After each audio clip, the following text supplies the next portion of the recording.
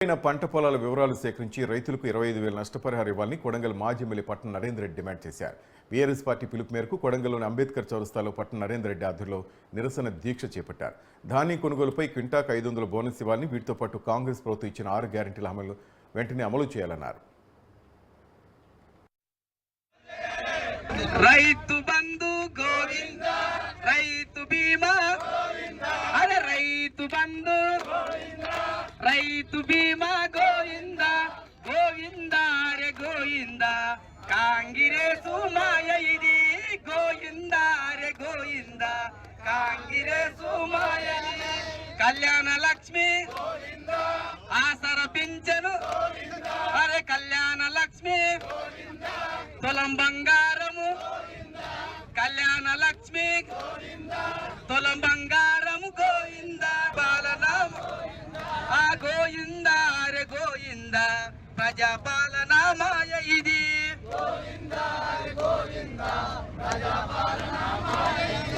100 రోజులు గోయింద, 6 గ్యారంటీలు, అరే 100 రోజులు 6 గ్యారంటీలు గోయింద, అరే గోయింద. కాంగ్రెస్ ఈ కాంగ్రెస్ ప్రభుత్వం 6 గ్యారంటీలు ఇచ్చి హామీలు ఇచ్చి ఒక్కటి కూడా అమలు చేయడం లేదు. ముఖ్యంగా రైతుల పట్ల నిర్లక్ష్యం వహిస్తుంది కాబట్టి దాని నిరసనగా రైతుల పక్షాన పోరాటం చేయాలని చెప్పి రైతు దీక్ష కార్యక్రమం చేపట్టినాం. ఇక్కడ కూడా ఈ కార్యక్రమానికి వచ్చిన బీఆర్ఎస్ పార్టీ కుటుంబ సభ్యులందరూ కూడా పేరు పేరున పత్రికా సోదరులకు నమస్కారాలు తెలియజేసుకుంటున్నాను.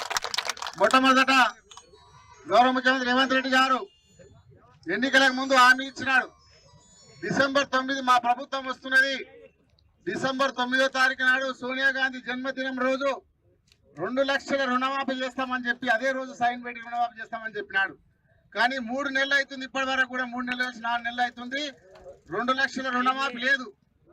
రైతు భరోసా కింద మీరు రైతు బంధు 10,000 ఇస్తున్నారు, మేము దాన్ని 15,000 పెంచి రైతు భరోసా పెట్టి ప్రతి రైతుకి ఇస్తామని చెప్పి రైతు భరోసా కింద ఇచ్చే 15,000 ఇంతవరకు ఒక రైతులకు రావడం లేదు. అదే కాకుండా వరి పంటకు క్వింటాల్కు 500 బోనస్ ఇస్తామని చెప్పినారు. గత పోయిన పంట కూడా ఇవ్వలే. కానీ ఈసారైనా ఈ పంట కన్నా